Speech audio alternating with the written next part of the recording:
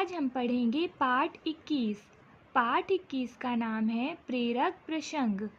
प्रेरक प्रसंग यानी ऐसी कहानी, ऐसी कथा जिससे हमें प्रेरणा मिलती है, मतलब कि कुछ सीखने को मिलता है।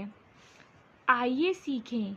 इस पाठ से हमें विभिन्न प्रेरक प्रसंग के माध्यम से जीवन जीने की कला, विलोम शब्द, पर्यायवाची और शुद्ध उच्चारण सीखने को मिलेगा। फल त्याग। तो इस पाठ का जो हमारा पहला प्रसंग है उसका नाम है फल त्याग। तो चलिए पाठ पढ़ते हैं। पुंडलीक का चरित्र फल त्याग का गहरा आदर्श सामने रखता है। तो देखिए यहाँ पर पुंडलीक की बात हो रही है और बताया जा रहा है कि जैसा उनका चरित्र था उससे हमें पता चलता है कि त्याग मतलब कि बलिदान कैसा होना चाहिए। पुंडलीक अपने माँ बाप की सेवा कर रहा था। उसकी सेवा से प्रसन्न होकर पांडुरंग उसकी भेंट के लिए दौड़े आए, परंतु पांडुलीक ने पांडुरंग के चक्कर में पड़कर अपने उस सेवा कार्य को छोड़ने से इनकार कर दिया। तो देखिए यहाँ पर बताया जा रहा है कि जो पुंडलीक थे वह अपने माता पिता की सेवा कर रहे थे। उनके इस सेवा भाव को देखकर पांडुरंग यानी कि भगवान उनसे भेंट करने के लिए दौड़े आए, परंतु जो पुंडलीक थे, देखिए यहाँ पर मिस प्रिंट की वजह से नाम अलग अलग हो गया है। तो जो पुंडलीक थे वह भगवान के चक्कर में नहीं पड़े और अपने माता पिता के सेवा कार्य को छोड़ने से मना कर दिया। अपने माँ बाप की सेवा उसके लिए सच्ची ईश्वर भक्ति थी। कोई लड़का यदि दूसरों को लूट खसोट कर अपने माँ बाप को सुख पहुँचाता हो अथवा कोई देश सेवक दूसरे देश का द्रोह करके अपने देश का उत्कर्ष चाहता हो तो वह दोनों की वह भक्ति नहीं कहलाएगी, वह तो आसक्ति हुई। पांडुलीक ऐसी आसक्ति में फंसा नहीं।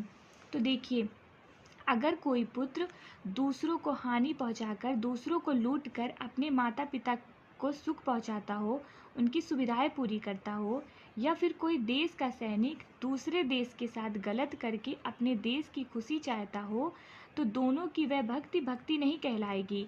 यह तो एक लगाव हुआ और पांडुलीक जो थे वह ऐसे लगाव में कभी फंसे नहीं। उसने सोचा कि परमात्मा जिस रूप को धारण कर मेरे सामने खड़ा हुआ है, क्या वह इतना ही है?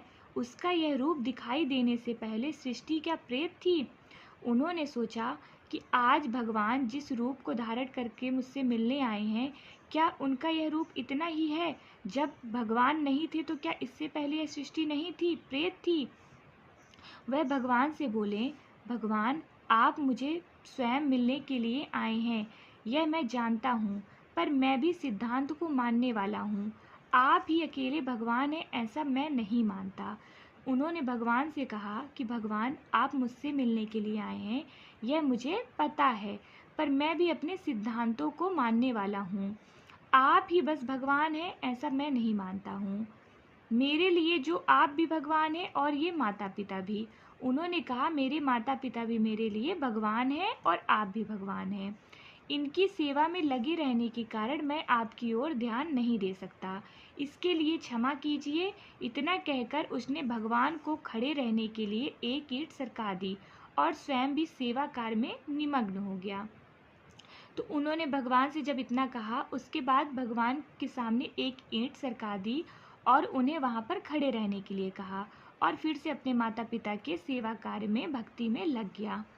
तो देखिए जो पुंडलीक थे वो अपने माता पिता की सेवा इतने भक्ति भाव से कर रहे थे कि भगवान उनसे प्रसन्न होकर मिलने के लिए आ गए। लेकिन पुंडलीक भगवान के चक्कर में नहीं पड़े, उन्हें फल का लालच नहीं था। उन्होंने भगवान को भी मना कर दिया कि नहीं, आप मेरे लिए भगवान हैं पर मेरे माता पिता भी भगवान हैं और मैं उनकी इस सेवा कार्य को नहीं छोड़ सकता। तो देखिए इस तरह होना चाहिए फल त्याग। पुंडलीक का जो चरित्र था वो हमें बताता है, हमें सिखाता है कि त्याग बलिदान कैसा होना चाहिए। अब इस पाठ का जो दूसरा प्रसंग है उसका नाम है कर्म और भावना। तो चलिए पढ़ते हैं। कल्पना कीजिए कि दो व्यक्ति गंगा स्नान करने गए हैं। उनमें से एक कहता है लोग गंगा गंगा कहते हैं, उसमें है क्या? 2 हिस्से हाइड्रोजन और 1 हिस्सा ऑक्सीजन। ऐसे 2 गैस एकत्र कर दिए तो हो गई गंगा, इससे अधिक उसमें क्या है। तो आप सोचिए कि दो व्यक्ति गंगा नहाने के लिए गए, तो उनमें से एक व्यक्ति कहता है कि लोग इतना गंगा गंगा करते रहते हैं, गंगा में ऐसा क्या है, एक नदी ही तो है, उसमें बस दो चीज़ों का हिस्सा है, एक हाइड्रोजन का और एक ऑक्सीजन का, दोनों को मिला दो तो लो हो गई गंगा। दूसरा कहता है भगवान विष्णु के पद कमलों से यह निकली है, शंकर के जटाजूट में इसने वास किया है, अनंत पुण्य कृत इसके तट पर हुए हैं, ऐसी यह पवित्र गंगा माई है। तो जो दूसरा आदमी होता है वह कहता है कि भगवान विष्णु के कमल जैसे चरणों से गंगा माई निकली हैं और शंकर भगवान के बालों में जटा में वह निवास करती हैं और गंगा जी के तट पे अनेक पुण्य काम होते हैं, ये ऐसी पवित्र गंगा माई हैं। इस भावना से अभिभूत होकर वह उसमें नहाता है, वह ऑक्सीजन हाइड्रोजन वाला भी नहाता है। अब देह शुद्धि रूपी फल तो दोनों को मिला ही, परंतु उस भक्त को देह शुद्धि के साथ चित्त शुद्धि रूपी फल भी मिला। तो देखिए यहाँ पर यह बताया जा रहा है कि जो व्यक्ति गंगा को सिर्फ नदी मानकर यानी एक जल मानकर नहा लिया उसका शरीर साफ हो गया, लेकिन जिसने यह सोचा कि गंगा माई तो साक्षात देवी हैं, यह भगवान के चरणों से निकली हैं, शंकर भगवान के बालों में इन्होंने वास किया है, कितनी महान गंगा माई है, मैं तो एक देवी के दर्शन कर रहा हूँ, तो उनका मन भी शुद्ध हुआ। नहाने के लिए दोनों ने नहाया गंगा में, लेकिन जिसने उन्हें हाइड्रोजन और ऑक्सीजन का हिस्सा माना उसका सिर्फ शरीर साफ हुआ, और जिन्होंने उनको देवी मानकर नहाया कि यह कितनी पवित्र है उसका मन भी साफ हो गया। इसीलिए जब कहते हैं ना कि गंगा में नहाने से पाप धुल जाते हैं, तो यही मानते हैं कि गंगा जो है वो साक्षात देवी हैं। तो अगर हमें देवी के दर्शन हुए, उनका जल हमने अपने ऊपर लगाया तो हमारे मन का मैल भी साफ हो जाएगा। यूँ तो गंगा में बैल भी नहाए तो उसे देह शुद्धि प्राप्त होगी, शरीर की गंदगी निकल जाएगी, परंतु मन का मैल कैसे धुलेगा। तो देखिए जो जानवर होते हैं उन्हें नहीं पता होता कि यह गंगा माई है या फिर ये जमुना है, सरस्वती हैं, वो तो सिर्फ एक जल का स्रोत मानकर उसमें नहा लेते हैं, तो उनका शरीर साफ हो जाता है। तो ऐसे तो अगर गंगा को सिर्फ नदी मानकर नहाए तो ऐसे तो बैल भी नहा लेगा तो उसकी शरीर की गंदगी निकल जाएगी, परंतु मन का मैल नहीं धुलेगा ना। एक को देह शुद्धि का तुच्छ फल मिला, दूसरे को उसके अलावा चित्त शुद्ध रूपी अनमोल फल भी मिला।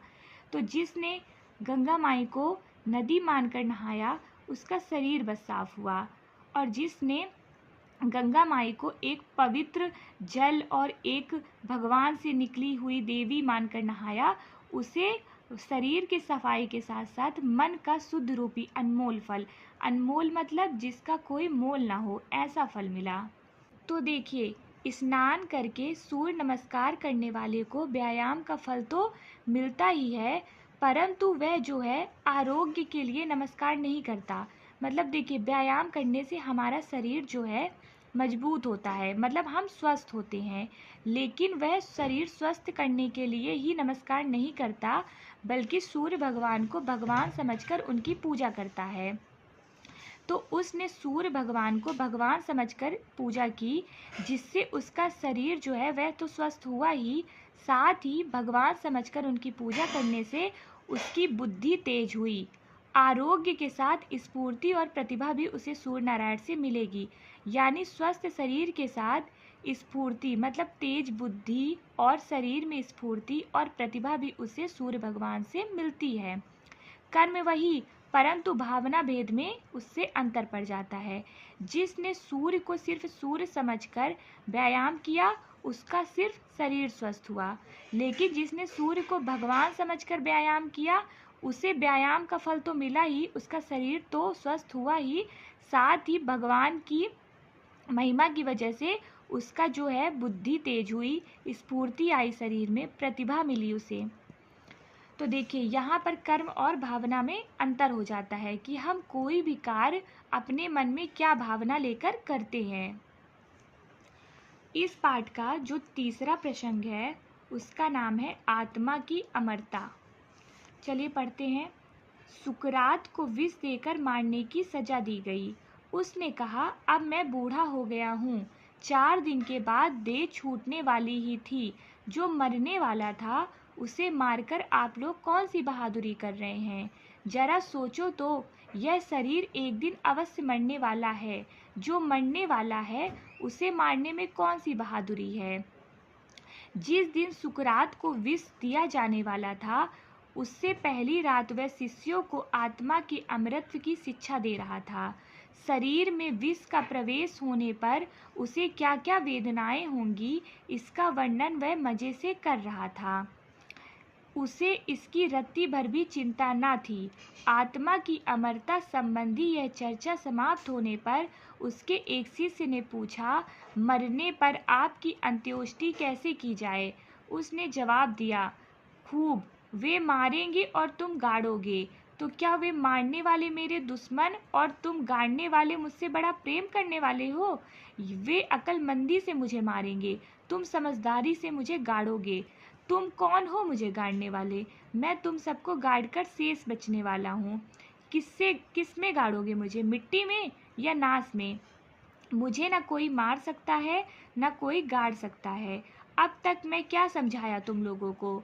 आत्मा अमर है, उसे कौन मार सकता है, कौन गाड़ सकता है?